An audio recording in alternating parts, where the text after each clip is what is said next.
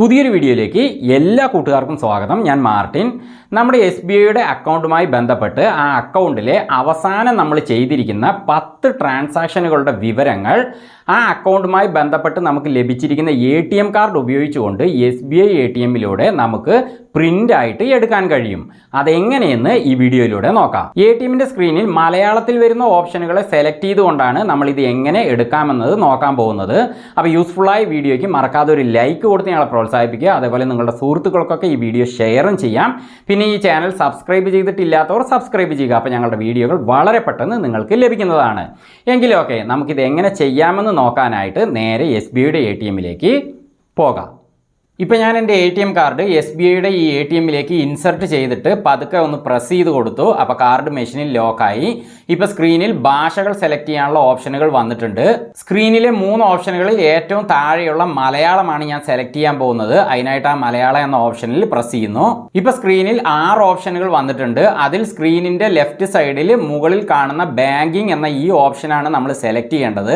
അപ്പോൾ അതിനായിട്ട് ഞാൻ ആ ഓപ്ഷനിൽ പ്രസ് ചെയ്യുന്നു. ഇപ്പോൾ സ്ക്രീനിൽ 7 ഓപ്ഷനുകൾ വന്നിട്ടുണ്ട്. അതിൽ സ്ക്രീനിൻ്റെ റൈറ്റ് സൈഡിൽ കാണുന്ന 3 ഓപ്ഷനുകളിൽ നടുവിലായി കാണുന്ന മിനി സ്റ്റേറ്റ്മെൻറ്റ് എന്ന ഓപ്ഷനാണ് ഇനി നമ്മൾ സെലക്ട് ചെയ്യേണ്ടത്. അപ്പോൾ അതിനായിട്ട് ഞാൻ ആ ഓപ്ഷനിൽ പ്രസ് ചെയ്യുന്നു. ഇപ്പോൾ സ്ക്രീനിൽ ഏതെങ്കിലും 2 നമ്പറുകൾ ടൈപ്പ് ചെയ്യാനാണ് സ്ക്രീനിൽ കാണിച്ചിരിക്കുന്നത്. അപ്പോൾ മെഷീനിൻ്റെ കീപാഡിൽ നിങ്ങൾക്ക് തോന്നുന്ന ഏതെങ്കിലും 2 നമ്പറുകൾ ടൈപ്പ് ചെയ്യുക. അത് ഏതായാലും ശരി, ഏതെങ്കിലും 2 നമ്പറുകൾ ടൈപ്പ് ചെയ്യുക. അപ്പോൾ ഞാനിവിടെ വെറുതെ 54 എന്ന് ടൈപ്പ് ചെയ്തു. ഇനി അടുത്തതായിട്ട് സ്ക്രീനിൻ്റെ റൈറ്റ് സൈഡിൽ കാണുന്ന 3 ഓപ്ഷനുകളിൽ നടുവിലായി കാണുന്ന ശരി എന്ന ഓപ്ഷനാണ് സെലക്ട് ചെയ്യേണ്ടത്. അപ്പോൾ അതിനായിട്ട് ഞാൻ അതിൽ പ്രസ് ചെയ്യുന്നു. ഇപ്പോൾ സ്ക്രീനിൽ നമ്മൾ ഇതിൽ ഇൻസർട്ട് ചെയ്തിരിക്കുന്ന ATM കാർഡിൻ്റെ പിന്ന് ടൈപ്പ് ചെയ്ത് കൊടുക്കാനാണ് കാണിച്ചിരിക്കുന്നത്. അപ്പോൾ എൻ്റെ ATM കാർഡിൻ്റെ ആ 4 അക്ക പിന്ന് ഞാൻ ഇതിൻ്റെ കീപാഡിൽ ക്രമം തെറ്റാതെ ടൈപ്പ് ചെയ്യുന്നു. പിൻ നമ്പർ എന്ന് നമ്മൾ പറയാറുണ്ടല്ലോ, ആ പിന്ന് തന്നെയാണ്. അപ്പോൾ ഞാൻ ഇതിവിടെ ടൈപ്പ് ചെയ്ത് കഴിഞ്ഞു.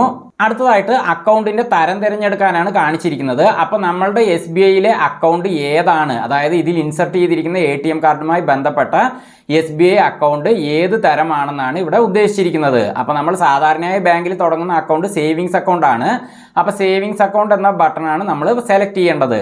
എന്നാൽ ചിലരൊക്കെ കറണ്ട് അക്കൗണ്ടോ അല്ലെങ്കിൽ ഇതിൽ കാണിച്ചിരിക്കുന്ന KCC എന്ന അക്കൗണ്ടോ തുടങ്ങിയിട്ടുണ്ടെങ്കിൽ അവർ മാത്രം ആ ഓപ്ഷനുകൾ സെലക്ട് ചെയ്യുക. അല്ലാത്തവരൊക്കെ സേവിങ്സ് അക്കൗണ്ട് എന്നതിൽ പ്രസ് ചെയ്യുക. അത്രയേ ഉള്ളൂ. ഇനി ഒരു നിമിഷം വെയിറ്റ് ചെയ്യുക. ഇപ്പോൾ ഇതാ ഇവിടെ മെഷീനിൻ്റെ റെസിപ്റ്റ് വരുന്ന ഭാഗത്ത് നിന്ന് എനിക്ക് ആ മിനി സ്റ്റേറ്റ്മെൻറ്റിൻ്റെ പ്രിന്റ് ലഭിച്ചിട്ടുണ്ട്. അത് ഞാൻ ഇവിടെ സ്വീകരിക്കുകയാണ്. ഇനി അടുത്തതായിട്ട് ATMിൻ്റെ പ്രവർത്തനക്ഷമത റേറ്റിംഗ് ചെയ്യാൻ കാണിച്ചിരിക്കുന്നു. അപ്പോൾ ഇവിടെ കാണുന്ന ഓപ്ഷനുകളിൽ ഞാൻ ഗുഡ് എന്ന ഓപ്ഷനാണ് സെലക്ട് ചെയ്യുന്നത്. അപ്പോൾ അതിന് താഴെയുള്ള 3 എന്ന ബട്ടണിൽ പ്രസ് ചെയ്യുന്നു.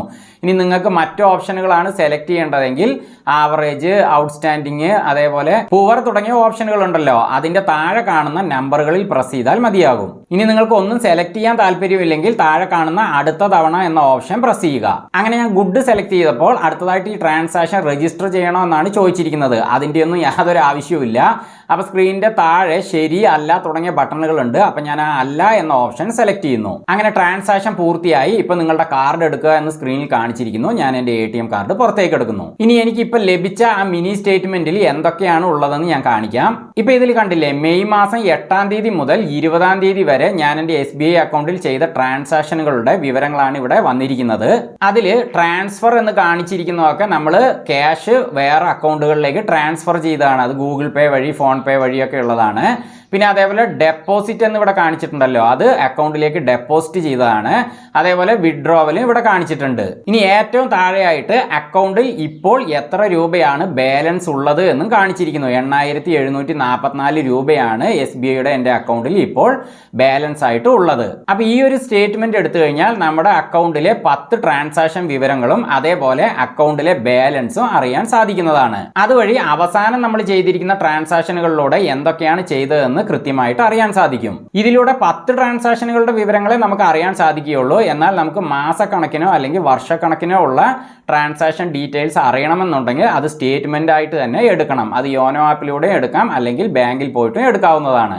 അപ്പോൾ ഓക്കെ അല്ലേ, ഈ വീഡിയോ നിങ്ങൾക്ക് പ്രയോജനപ്പെട്ടു എന്ന് വിശ്വസിക്കുന്നു. വീണ്ടും മറ്റൊരു വീഡിയോയുമായി ഞങ്ങൾ വരുന്നത് വരെ ഫ്ലെയിംസ് ആൻഡ് ഹാപ്പിനെസ്സിൽ നിന്ന് ബൈ.